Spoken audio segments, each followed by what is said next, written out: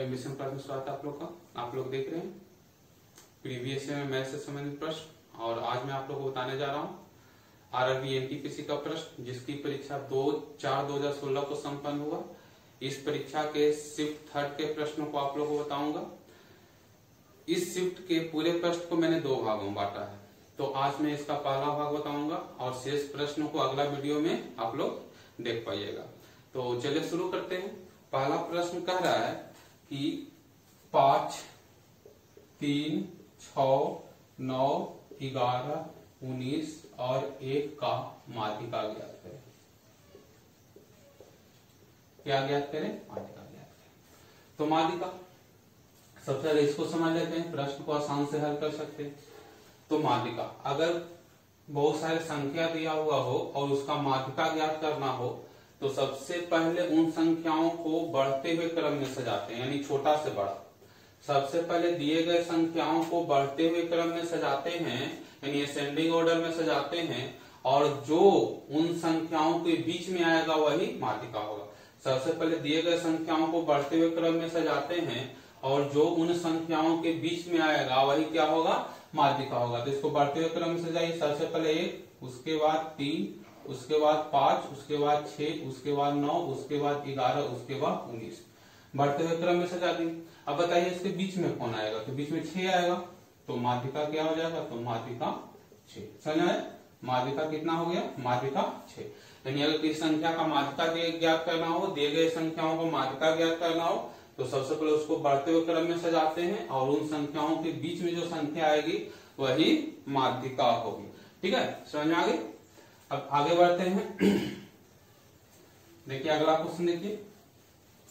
अगला क्वेश्चन कह रहा है कि 120 वस्तुओं का क्रय मूल्य 80 वस्तुओं के विक्रय मूल्य के बराबर है, तो कितने % का लाभ होगा?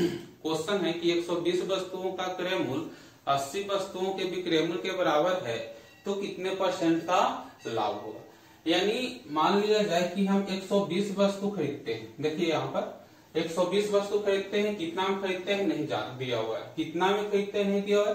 120 वस्तु खरीदते हैं और जब हम 80 वस्तु बेचते हैं तो हमको खरीदारी निकल जाती है, यानी जितना भी वस्तु खरीदे हैं वो 80 वस्तु को बेचने पर ही पूरा क्रय मूल्य हमको निकल जाता है। तो हमको फायदा कितना वस्तु पर होता है? तो 40 वस्तु को बेचेंगे वो हमको फायदा में जाएगा, लाभ में जाएगा। लाभ कितना वस्तु बेचने पर होता है? 40 वस्तु, क्योंकि 80 वस्तु को बेचने पर हमको पूरा हम जितना इन्वेस्ट किए हैं तो वो सारा हमको निकल जाता है। तो 40 वस्तु जो बेचेंगे, शेष 40 वस्तु, 120 वस्तु में 80 वस्तु बेच गया, तो 40 वस्तु बेचेंगे वो हमारा पूरा लाभ होगा। अब 80 वस्तु में 40 वस्तु लाभ होता है, तो कितने % का लाभ होगा? तो 40/80 गुना 100। कितने % का लाभ होगा? 80 वस्तु बेचने पर हमको क्रय मूल्य निकल जाता है, 40 वस्तु पर लाभ होता है, यानी 80 वस्तु में 40 वस्तु पर लाभ होता है, तो कितना % का लाभ होगा? 40/80 गुना 100, यानी कितना % का लाभ होगा? 50% का लाभ। ट्रिक याद करने की जरूरत नहीं है, थोड़ा सा समझ जाइए, आप इसको आसानी से निकाल सकते हैं। कितना % का लाभ होगा? 50% का लाभ होगा। ठीक है, आया समझ में? चलिए अगला देखते हैं, अगला क्या कह रहा है क्वेश्चन। ठीक है, इसमें अगला क्वेश्चन देखिएगा। A एवं B के आय का अनुपात 3:2 है। क्वेश्चन सुनिए, A एवं B के आय का अनुपात 3:2 है यदि उसका व्यय क्रमशः 14,000 रुपया एवं 10,000 रुपया है।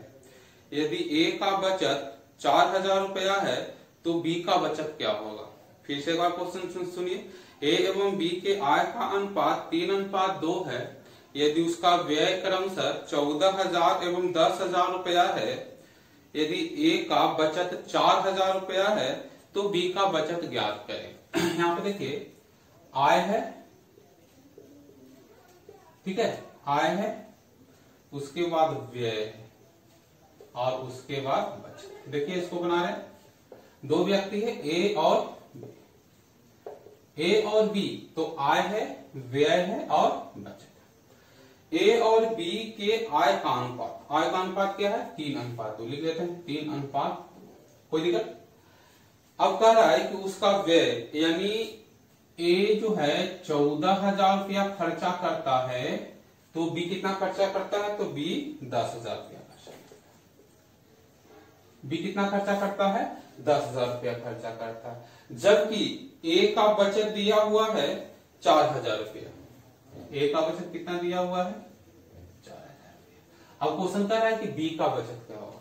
यहां पर देखिए, मान लिया जाए कि ए, यहां मानना क्या है, यहां पर दिया हुआ है कि ए 14,000 रुपया खर्चा करता है और 4,000 रुपया बचाता है, तो कमाता कितना होगा?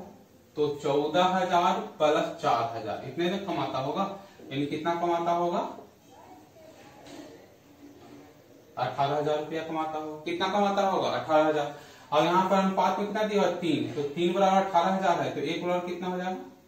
6,000। इसलिए 2 बराबर कितना हो जाएगा? 12,000। तो ठीक है, यानी 18,000 रुपया आय है, तो 3 बराबर 18,000, तो 1 बराबर 6,000। 18,000 बटा 3 6,000, तो 2 बराबर कितना? 12,000। अब बी जो है 12,000 रुपया क्या कर रहा है? कमा रहा है, और 10,000 रुपया खर्चा कर रहा है, तो बचा कितना रहा होगा? तो वह 2,000 रुपया क्या कर रहा होगा? वह 2,000 रुपया बचा रहा होगा। कितना बचा रहा होगा? वह 2,000 रुपया बचा रहा होगा। ठीक है, इसमें किसी को दिक्कत, किसी को लगे? अगर दिक्कत है तो कमेंट बॉक्स में लिखिएगा कि कोई प्रश्न नहीं समझ में आया हो तो जरूर लिखिए। चलिए देखिए, अगला क्वेश्चन है कि 11 संख्याओं का औसत 50 है, उसमें से पहले 6 संख्याओं का औसत 49 हो और अंतिम 6 संख्याओं का औसत 52 हो, तो छठी संख्या क्या होगी? देखिएगा, इसका एक आसान तरीका बता रहे, उसको समझिए। कह रहा है कि 11 संख्याओं का औसत, यानी 11 संख्या है और इसका औसत कितना है? तो 11 संख्याओं का औसत दिया हुआ है 50, और यही 11 संख्या, देखिए एक आसान तरीका होता है, समझिए इसको। यही 11 संख्या में पहले 6 संख्या का औसत कितना दिया हुआ है? 49। पहले 6 संख्याओं का औसत कितना दिया? 49। और अंतिम 6 संख्याओं का औसत दिया, अंतिम 6 संख्या का औसत दिया हुआ है कितना? 52। हमको ज्ञात करना है कि छठी संख्या कौन सी होगी। क्या ज्ञात करना? छठी संख्या। अब यहाँ पे देखिए, 11 संख्याओं का औसत 50 दिया हुआ है, और ये 6 संख्या दिया हुआ है। 6 संख्या इधर हो गया, टोटल 12, यानी 11 संख्या इधर है, इधर 12 संख्या हो गया। अब देखिए इसको कैसे बनाएंगे? तो अब देखिएगा, कुल का औसत 50 है और 6 संख्याओं का औसत 49 है, तो कुल के औसत से कितना कम है? 6 संख्याओं का औसत, तो -1 कम है, औसत 1 कम है। 6 संख्या में प्रत्येक संख्या औसत से 1 कम है, यानी टोटल कितना कम हो गया? तो 6 कम हो गया। अब दूसरा देखते हैं कि अंतिम 6 संख्याओं का औसत 52 है, टोटल 50 हो गया, तो 50 से कितना ज्यादा है? 2 ज्यादा है, यानी औसत 2 ज्यादा है, तो टोटल कितना होता है? 6 संख्या, तो 12 अधिक होगा। अब -6 प्लस 12 को हल करेंगे तो कितना होगा? 6। इसका कहने का अर्थ हो गया कि जो छठी संख्या है वो औसत से 6 अधिक है। क्या हो गया? कि छठी संख्या है वो औसत से 6 अधिक है, तो छठी संख्या कौन सी हो जाएगी? छठी संख्या बराबर क्या हो जाएगी? तो 50 प्लस 6, और कितना हो जाएगी? 56। छठी संख्या कितनी हो जाएगी? 56। आया समझ में? चलिए अगला आगे देखते हैं।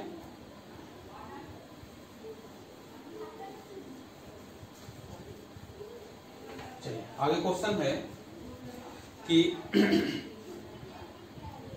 12 मीटर एवं 17 मीटर के 2 खंभे एक समतल भूमि पर गड़े हुए हैं, जिसके बीच की दूरी 12 मीटर है, तो उन दोनों खंभों के शीर्षों के बीच की दूरी क्या होगा? देखिएगा, 2 खंभा है जो सीधे गड़ा है एक समतल भूमि पर, और जिसके बीच की दूरी 12 मीटर है। जिसके बीच की दूरी कितना है? 12 मीटर। इसमें एक खंभे की लंबाई 12 मीटर है और दूसरे खंभे की लंबाई 17 मीटर है। अब क्वेश्चन कह रहा है कि दोनों खंभों के शीर्षों के बीच की दूरी क्या होगी, यानी पहला खंभा और दूसरे खंभे के शीर्ष। तो देखिए, जब खंभा जमीन पर गड़ा होगा तो वह आधार के साथ यानी जमीन के साथ 90 डिग्री का कोण बना रहा होगा। अब इसके समानांतर एक रेखा खींचा। अब देखिएगा ए 12 मीटर है तो ये 12 मीटर हो जाएगा और ए 90 डिग्री हो जाएगा, हो जाएगा कि नहीं। अब यहाँ पे देखिए ए 12 मीटर है तो ये भी 12 मीटर हो जाएगा और ये कितना 17 घटाओ 12 यानी ए 5 मीटर। ए कितना मीटर हो जाएगा 5 मीटर। अब ये समकोण त्रिभुज है जिसका आधार 12 मीटर है और ऊंचाई 5 मीटर है और हमको ज्ञात करना है कर्ण की लंबाई। तो कर्ण बराबर क्या होता है, तो कर्ण बराबर होता है आधार का होल स्क्वायर 12 का होल स्क्वायर और प्लस ऊंचाई का होल स्क्वायर 5 का होल स्क्वायर। 12 का होल स्क्वायर कितना है तो 144 और प्लस 5 का होल स्क्वायर। अब 144 में 25 जोड़ देंगे तो कितना हो जाएगा और इसका 13, ठीक है। इसका वर्गमूल हो जाएगा 13। तो ये दोनों खंभों के शीर्षों के बीच की दूरी कितना हो जाएगी, तो दोनों खंभों के शीर्षों के बीच की दूरी 13 मीटर हो जाएगी, ठीक है। अब आगे बढ़ते हैं। देखिए अगला क्वेश्चन है, अगला क्वेश्चन है कि ए किसी काम को 15 दिनों में करता है और बी उस काम को 18 दिनों में करता है, तो दोनों मिलकर उस काम को कितने दिनों में करेगा। यहाँ पर देखिए मान लीजिए कि यहाँ से यहाँ तक रोड बनाना है और अगर इस रोड को ए अकेले बनाए, ठीक है, तो उस रोड को 15 दिन में बना लेता है और यदि इसी रोड को बी अकेले बनाए तो उस रोड को 18 दिनों में बना लेता है। क्वेश्चन पूछ रहा है कि दोनों मिलकर अगर उस रोड को बनाता तो कितने समय में रोड बना लेता। अब यहाँ पर देखिए मान लिया कि दोनों मिलकर बनाए तो x दिन में बना रहे, मान लिया जाए कि x दिन में बना रहे। अब देखिएगा ये 15 दिन में बना रहा है और x दिन तक काम कर रहा है तो ये कितना काम किया होगा या कितना रोड बना होगा x/15 और उसी प्रकार बी 18 दिन में पूरा कर देता है, 1 दिन तक किया तो क्या हो जाएगा x/18 और दोनों मिलकर कितना रोड बनाया है, 1 रोड बनाया तो बराबर। कोई दिक्कत। अब इसको कहिए हल तो कितना हो जाएगा तो 90, 15 छक्का 90, 18 पचे बराबर 1। अब कितना हो जाएगा 11x बराबर 90, तो x बराबर क्या हो जाएगा 90/11 यानी 8.2/11। कितना आ जाएगा 8.2/11 दिन। कितना आ जाएगा 8.2/11 दिन, ठीक है। आगे देखिए आगे क्वेश्चन है, आया समझ में। चलिए इसका आगे और देखते हैं हम लोग क्वेश्चन क्या है। अगला क्वेश्चन है कि क्वेश्चन है कि दो संख्याओं का लसअ 210 है, दो संख्याओं का एलसीएम कितना है 210, दो संख्याओं का एलसीएम कितना है 210 और एचसीएफ मसअ 35 है, ठीक है।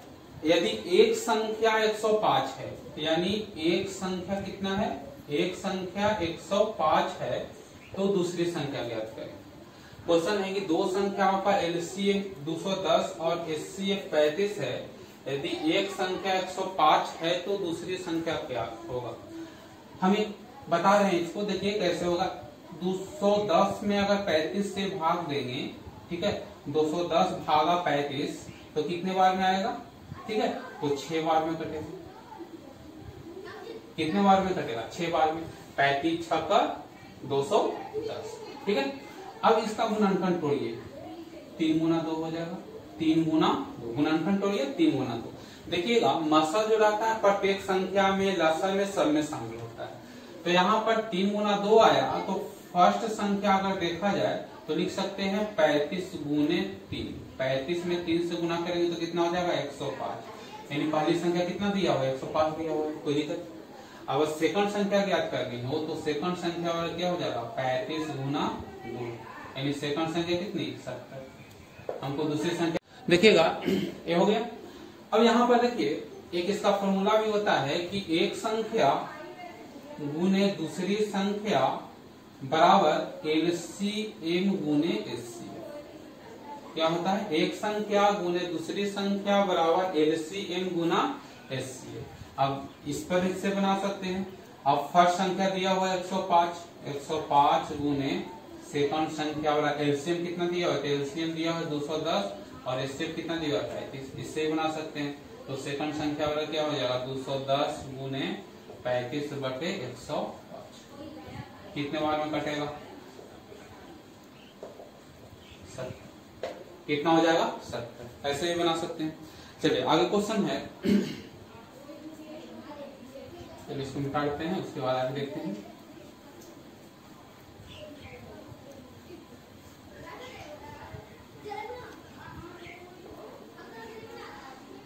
चलिए आगे क्वेश्चन है कि 40,000 रुपए को 2 वर्षों के लिए 20% वार्षिक चक्रवृद्धि ब्याज के दर से कुल कितना रुपया हो जाएगा। यानी 40,000 रुपए का 2 वर्ष में 20% वार्षिक चक्रवृद्धि ब्याज के दर से कुल कितना रुपया हो जाएगा। यहाँ पर देखिए, इसको बिना हम फॉर्मूला के या बिना फॉर्मूला याद किए हुए बताएं। अब 40,000 रुपया है और 20% वार्षिक लग रहा है, तो एक वर्ष का चक्रवृद्धि ब्याज और साधारण ब्याज दोनों बराबर होता है। तो हम डायरेक्ट निकाल देते हैं कि 40,000 का कितना परसेंट लग रहा है, 20%, 8,000। यानी पहले वर्ष का जो ब्याज जो है 8,000 रुपया, चाहे साधारण ब्याज हो या चक्रवृद्धि ब्याज। साधारण ब्याज का गुण ये है कि पहला वर्ष अगर 8,000 लगे तो दूसरा वर्ष भी 8,000 रहेगा, तीसरा वर्ष भी 8,000 रहेगा। लेकिन चक्रवृद्धि ब्याज में ब्याज पर ब्याज लगता है, यानी 8,000 पहला वर्ष का ब्याज लगा तो अब अगला वर्ष 8,000 पर 20% लगेगा। 40,000 पर तो ब्याज लगेगा ही, 8,000 पर लगेगा। तो अगर सेकंड वर्ष को देखते हैं तो अगर 8,000 का 20% निकालते हैं तो अगला वर्ष ब्याज पर 1,600 रुपया ब्याज लगा, है ना। जो ब्याज 8,000 लगा उसका 20% 1,600 ब्याज लगा। यानी सेकंड वर्ष का अगर ब्याज निकालेंगे तो कितना हो जाएगा, 8,000 प्लस 1,600, यानी दूसरा वर्ष का ब्याज हो जाएगा 9600 रुपया। यानी पहला वर्ष का ब्याज 8,000, दूसरा वर्ष का ब्याज 9600। अगर पूछता कि दूसरा वर्ष का ब्याज क्या हो जाएगा तो 9600 रुपया। अगर पूछ के 2 वर्ष का ब्याज क्या होगा तो जोड़ दीजिए 17,600 रुपया। यानी अगर पूछे कि 2 वर्ष का ब्याज, इसमें 3-4 क्वेश्चन पूछा जाता है, 2 वर्ष का ब्याज पूछे तो कितना हो जाएगा 17,600। अगर दूसरा वर्ष का ब्याज पूछता तो हो जाता 9600। अगर मिश्रधन पूछे तो कितना 40,000 और प्लस 17,600 यानी 57,600। इससे 3 क्वेश्चन पूछ सकता है। क्वेश्चन पहला पूछ सकता है दूसरा वर्ष का ब्याज 9600 रुपया। क्वेश्चन पूछा 2 वर्ष का ब्याज, तो दोनों को जोड़कर 17,600 और मिश्रधन कितना होगा तो मूलधन में ब्याज जोड़ देंगे तो क्या हो जाएगा मिश्रधन। मूलधन में ब्याज जोड़ देंगे तो क्या हो जाएगा मिश्रधन हो जाएगा। ठीक है, चलिए आगे देखते हैं।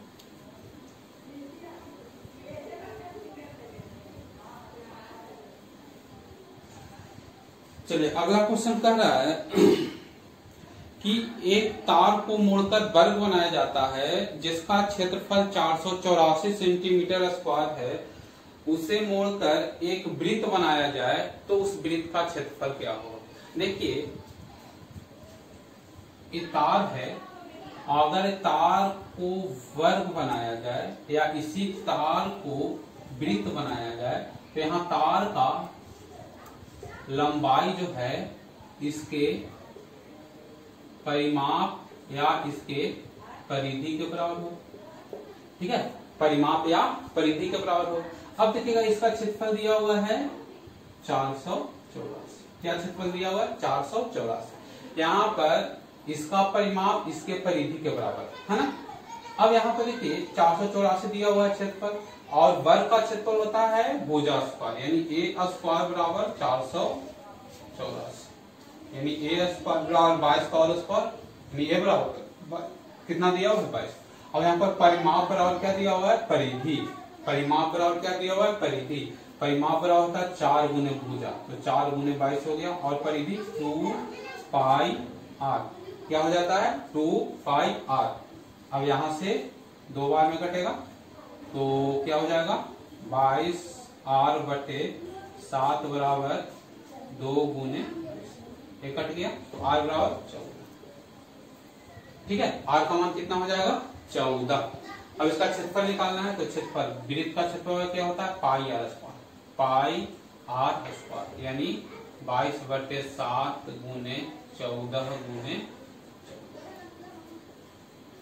22 बटे 7 गुने 14 गुने 14। ठीक है, तो कितना हो जाएगा 616 सेंटीमीटर है तो सेंटीमीटर स्क्वायर कितना होगा 616 सेंटीमीटर स्क्वायर। आगे क्वेश्चन है ठीक है, कोई दिक्कत किसी को? हाँ, एक चीज और इसमें आया, देखिए एक चीज और आया, यहाँ पर वर्ग एवं वृत्त दोनों का परिमाप बराबर है। ठीक है, वर्ग का परिमाप वृत्त के परिधि के बराबर है तो उस स्थिति में वृत्त का क्षेत्रफल वर्ग के क्षेत्रफल से बड़ा होगा। एक नया क्वेश्चन क्या आ गया कि यदि वृत्त का परिधि किसके बराबर हो वर्ग के परिमाप, ये लिख सकते हैं, ये क्वेश्चन भी आ सकता है परिमाप। तो यहाँ पर वृत्त का क्षेत्रफल बड़ा होगा वर्ग का क्षेत्रफल, क्या होगा यहाँ पर वृत्त का क्षेत्रफल किससे बड़ा होगा वर्ग के क्षेत्रफल से बड़ा होगा। देखिए अगला क्वेश्चन है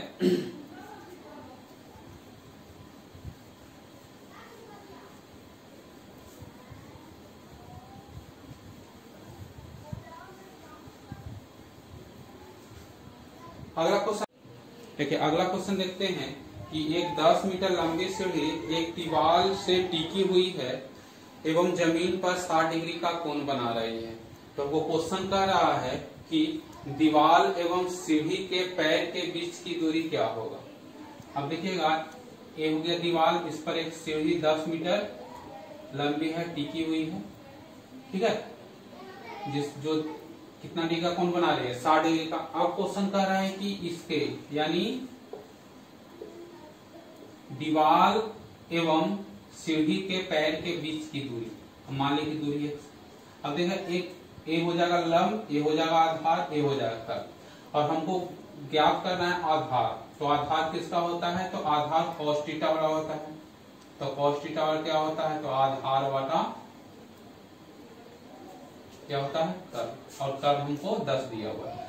यहाँ पर cos कितना दिया 60 डिग्री दिया हुआ है तो लिखेंगे क्या cos 60 डिग्री बराबर आधार कितना है तो हमको ज्ञात करना है, और कर्व की लंबाई कितनी है तो 10, और cos 60 का मान कितना होता है तो 1/2। तो यहाँ पर रखते हैं 1/2 बराबर x/10 काट दीजिए, तो x कितना मीटर हो जाएगा 5, यानी दोनों के पैरों के बीच की दूरी क्या हो जाएगा तो 5 मीटर की दूरी हो जाएगी।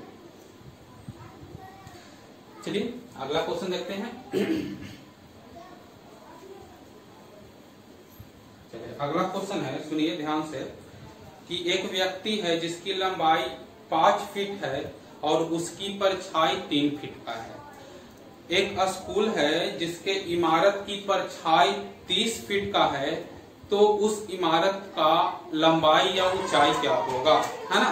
कहना एक व्यक्ति है जिसकी लंबाई है 5 फीट, है ना, और उसकी परछाई है 3 फीट। इसका है देखिए यहाँ पर, इसको बनाने के लिए करते हैं वास्तविक ऊंचाई बटे काल्पनिक ऊंचाई। वास्तविक ऊंचाई बटे क्या लिखते हैं काल्पनिक ऊंचाई। अब देखिएगा व्यक्ति का वास्तविक ऊंचाई 5 फीट है और छाया उसका तो काल्पनिक ऊंचाई होगा, तो छाया की लंबाई कितना है 3 फीट। एक स्कूल है उसका लंबाई हम x फीट मान लेते हैं, उसका छाया कितना मिल रहा है 30 फीट का मिल रहा है, तो बटा 30 क्या लिखें वास्तविक ऊंचाई बटे काल्पनिक ऊंचाई, काट दीजिए 10, यानी x वाई कितना हो जाएगा 50 फीट। यानी स्कूल के वास्तविक ऊंचाई कितना हो जाएगा तो स्कूल के वास्तविक ऊंचाई हो जाएगा 50 फीट। ठीक है, आगे देखिएगा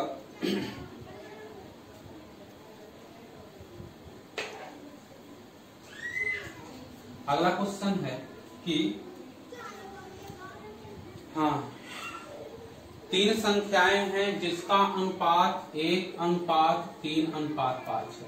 3 संख्या फर्स्ट, सेकंड और थर्ड। 3 संख्याएं हैं जिसका अनुपात 1:3:5 है और तीनों का योगफल यानी जोड़ कितना है तो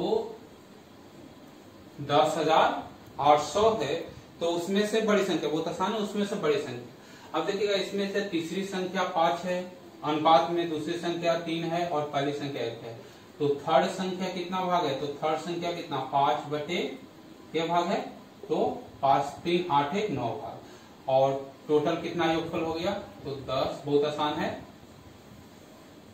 12 में घटेगा 1200 यानी 12×5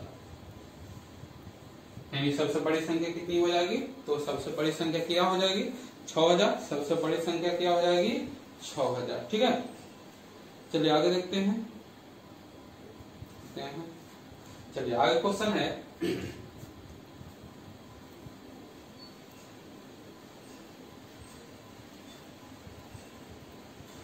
अगला क्वेश्चन है कि एक घनाव के लंबाई चौड़ाई ऊंचाई क्रमशः 80 मीटर, 60 मीटर एवं 40 मीटर है, तो उसे ढकने के लिए कितने वर्ग मीटर कपड़े की आवश्यकता होगी। ठीक है, एक घनाव देखिए, इसको बिना सूत्र याद किए हुए हल भी कर सकते हैं, कोई दिक्कत इसमें नहीं है। इसकी लंबाई चौड़ाई ऊंचाई कितना है तो लंबाई 80, 60 और 40, 80 मीटर, 60 मीटर और 40 मीटर। कह रहा है इसे ढकने के लिए कितने कपड़े की आवश्यकता होगी। अगर कोई घनाव है और ढकने के लिए क्वेश्चन पूछा जाए तो क्षेत्रफल निकलता है। ठीक है, और कोई घनावकार बर्तन है उसमें पानी भरा जाए या उसमें किसी चीज से भरा जाए तो उसका आयतन निकलेगा। तो चलिए इसको बनाते हैं। अगर हमको फॉर्मूला नहीं याद है फिर भी बना सकते हैं। तो देखिए यहाँ पर एक घनाव है तो घनाव के आमने सामने का सतह आपस में बराबर होता है, यानी इसका क्षेत्रफल और नीचे वाला का क्षेत्रफल बराबर होगा। इसका क्षेत्रफल उसी ओर है उसका क्षेत्रफल बराबर होगा, इसका क्षेत्रफल इसी ओर है उसका क्षेत्रफल बराबर होगा। और ये आयत का रूप में है। ठीक है, प्रत्येक सतह आयत के रूप में है तो आयत का क्षेत्रफल तो जानते हैं लंबाई गुने चौड़ाई। तो इसका क्षेत्रफल कितना हो जाएगा 6 48, इसका क्षेत्रफल 4800, ये सामने वाला का क्षेत्रफल तो ए है 40 है या 80 है तो 8 के 3200। ठीक है, इसका क्षेत्रफल तो ये 40 है और ये 60 है तो 2400 हो जाएगा। अब देखिएगा ये 4800 नीचे वाला 4800 तो 2 हो गया तो 9600 हो जाएगा।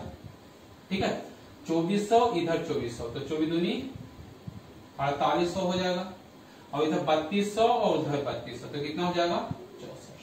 कितना हो जाएगा 64। इसको जोड़िए कितना 20800 मीटर स्क्वायर, 20800 मीटर स्क्वायर। ठीक है, आगे देखिए अगला क्वेश्चन है कि 2 अंकों वाली एक संख्या के अंकों का योगफल 10 है। यदि अंक आपस में बदल दिया जाए तो संख्या से 54 कम हो जाता है। संख्या से 54 कम हो जाता है तो नई संख्या ज्ञात करें। अब देखिए इसको समझने के लिए इसको ऑप्शन से बना सकते हैं। पहले देखते हैं कैसे बनता है। समझने के लिए इसको समझिए कि मान लिया ये कोई संख्या 32 है तो 32 को कैसे लिखेंगे तो 32 को कैसे लिखेंगे 3 गुना 10 प्लस 3। ठीक है, 32 को कैसे लिखेंगे। मान लिया जाए कि ए अंक को हम ए मान लेते हैं और ए अंक को बी मान लेते हैं तो इसको कैसे लिखेंगे तो संख्या क्या हो जाएगा तो 10a प्लस b यही हो जाएगा। ठीक है, अब कह रहा है कि इसको अंक को उलट दिया जाए तो उलटने पर कितना हो जाएगा 10b प्लस a। उलटने पर क्या हो जाएगा 10b प्लस a। अब यहाँ पर देखिए क्वेश्चन कर रहा है कि 2 अंकों वाली संख्या के अंकों का योग 10 है, यानी अंक है तो इसका योगफल कितना है a प्लस b बराबर 10। ठीक है, क्वेश्चन कर रहा है कि उसके अंकों को आपस में बदल दिया जाए तो संख्या से 54 कम हो जाता है। अगर इसको अंक को आपस में बदल दो तो ये संख्या से कितना कम हो जाता है 54, यानी ये दोनों के बीच का अंतर कितना है 54। कितना है 54, तो लिख सकते हैं 10a plus b minus 10b plus a बराबर कितना है 54। कितना है 54। अब इसको कीजिए, इसको है तो माइनस ले जाइए, तो 10a plus b minus 10b minus a बराबर 14। यहाँ पे देखिए 10 में से 1 हट गया तो 9a और माइनस 9b बराबर 54, तो a माइनस b 54, तो a माइनस b बराबर क्या हो जाएगा 54/9। ठीक है, 54/9 कितने बार में आएगा 6 बार में, यानी a माइनस b बराबर 6 आया, a प्लस b बराबर 10 आया है, तो a प्लस b बराबर 10 और a माइनस b बराबर 6। a का मान निकाल दीजिए, 2a बराबर 16, तो a बराबर 8 और b बराबर 2। संख्या क्या हो जाएगी, तो पुराना संख्या क्या हो जाएगी, तो पुराना संख्या 82 और नया संख्या क्या हो जाएगा 28। हमको नया संख्या पूछता है, तो नया संख्या क्या हो जाएगा 28। अब इसको देखिए ऑप्शन से इसको बनाते हैं, तो ऑप्शन से कैसे बनाएंगे वो देख लीजिए। मान लीजिए कि ऑप्शन दिया हुआ है आपका, पहला ऑप्शन 72, दूसरा ऑप्शन है 28, तीसरा ऑप्शन है 82 और चौथा ऑप्शन है 37। ठीक है, एक कह रहा है कि नई संख्या दिया हुआ है, तो पुरानी संख्या अगर देखा जाए तो क्या हो जाएगा 27, इसका क्या हो जाएगा 82। ठीक है, इसका क्या हो जाएगा तो 28 और इसका क्या हो जाएगा तो 37। ठीक है, 73। अब कह रहा है कि पुरानी संख्या नई संख्या से कितना कम है, यानी यहाँ पर एक पुराने संख्या हो गया और एक नए संख्या होगा, तो इसको घटाएंगे तो हमको कितना अंतर आना चाहिए 54। तो यहाँ पे देखिए 27 में से 72 घटेगा तो माइनस में आएगा, तो ये तो नहीं होगा। अब देखिएगा 82 पुराना संख्या, नया संख्या 28 है, तो 82 में से अगर 28 घटाएंगे तो कितना आएगा, 82 में से अगर 28 घटाएंगे तो कितना आएगा 54 आएगा। यहाँ पर एक आ रहा है और दोनों संख्याओं का ठीक है योगफल 10 है, तो 8 2 10 और बाकी। इस तरह हम ऑप्शन से भी बना सकते हैं। देखिएगा इस वीडियो का एक अंतिम क्वेश्चन है, देखिए उसके बाद इसका जो शेष क्वेश्चन है अगले वीडियो में हम बताएंगे, अगले पार्ट में बताएंगे। चलिए, तो इस वीडियो का अंतिम क्वेश्चन देखिए। क्वेश्चन इस प्रकार है, क्वेश्चन आसान है, बहुत आसान क्वेश्चन है। जैसे क्वेश्चन दे दिया है, बहुत सारा जोड़ घटाव भी दे दिया है, तो ये आसान क्वेश्चन है, लास्ट क्वेश्चन है, इसीलिए आसान क्वेश्चन रखे हैं। ये तो आप लोग गुना दीजिएगा, अगर इसमें गुना करेंगे तो कितना हो जाएगा 18 प्लस 6.6 और बटे 0.003। ठीक है, यानी 2 4 6/10 और गुने 3/3, 0 कट गया, इसको कीजिए। ठीक है, तो क्या बार में कटा 88 24 और आंसर कितना हो जाएगा 8200। आंसर कितना हो जाएगा 8200। ये रहा है, देखिए आरआरबी एनटीपीसी 2/4/2016 शिफ्ट 3 का आपका मैथ का आधा क्वेश्चन इसमें इस शिफ्ट में बताए हैं। अगला जो वीडियो है इसमें शेष क्वेश्चन जो है उसको बताएंगे। इसमें और बहुत अच्छा क्वेश्चन जो है जो अगले वीडियो में रहेगा। तो आज का यही तक, अब अगला वीडियो में आगे का क्वेश्चन बताया जाएगा।